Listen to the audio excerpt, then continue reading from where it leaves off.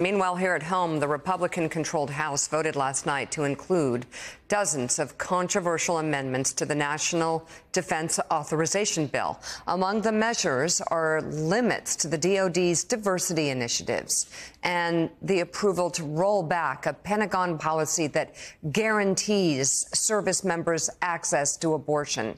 Far-right Republicans also tried to push proposals that would limit America's involvement in Ukraine, but those failed. A full House vote is expected today. For more on this, let's turn to Democratic Congresswoman Mikey Sherrill of New Jersey. She's a member of the House Armed Services Committee. She's also a Navy veteran, and I think I want to ask you from that perspective, as a Navy veteran, what do you make of these efforts by House Republicans?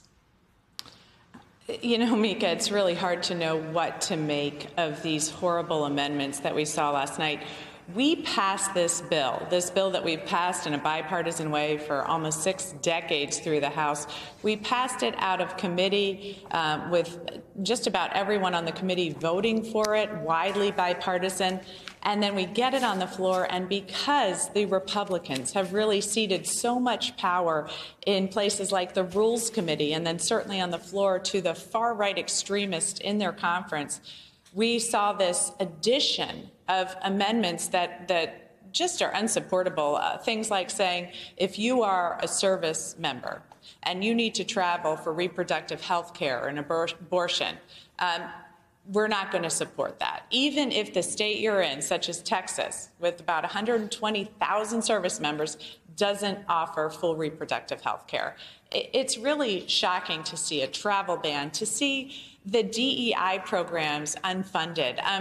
You know, when I was a leader in the Navy, I wanted to understand my troops. I wanted to make sure that they all felt like a cohesive unit, that I could lead well, and any sort of training to that effect was incredibly helpful. And so to see these members of Congress to be so out of step, not just with the American public, but with our military, is really shocking.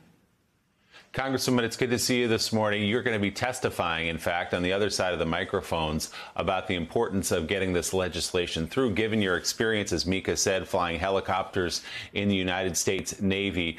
What will you bring to that conversation as someone who has served, not just as somebody who is a congresswoman trying to get this through, but as someone who has served? What is this holdup from Senator Tuberville? What is this holdup on the legislation by some members in the House? What does that look like to somebody currently serving in the United States military?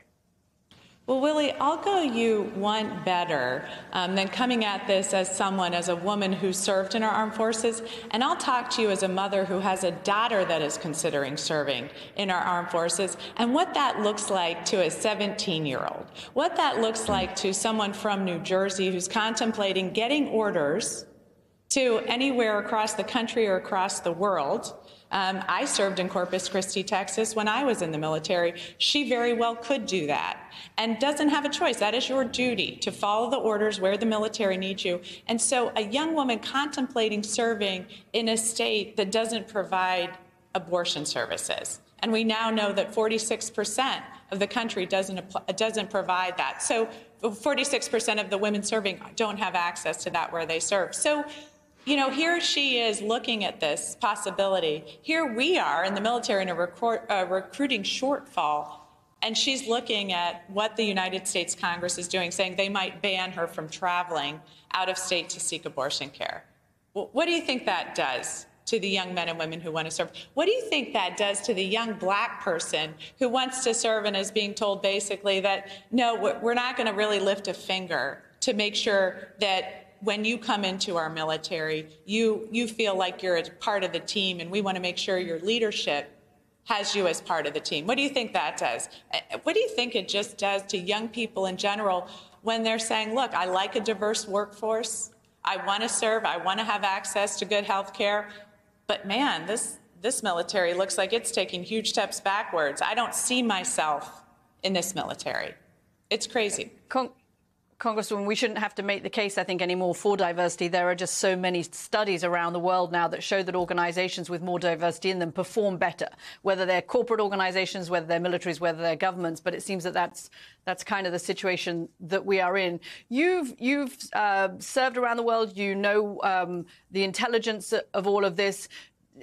Tell me a little bit about what this does in terms of the U.S. military's perception in other countries when they see this kind of infighting and the political partisanship that there is in Capitol Hill. I've heard from people in the military before who've said, look, we have three big challenges in the world. We have China, we have Russia, and then we have our own domestic politics. Lay out for us how damaging this is in terms of the perception of U.S. stability in the U.S. military in other countries.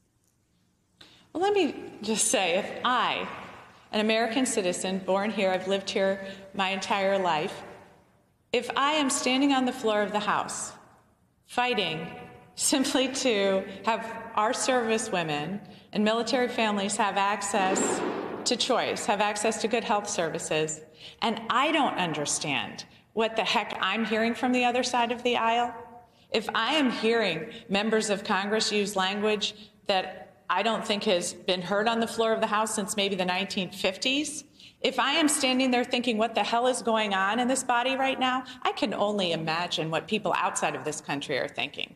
And I can tell you it does not reflect the men and women in uniform who I've worked with or who I continue to work with.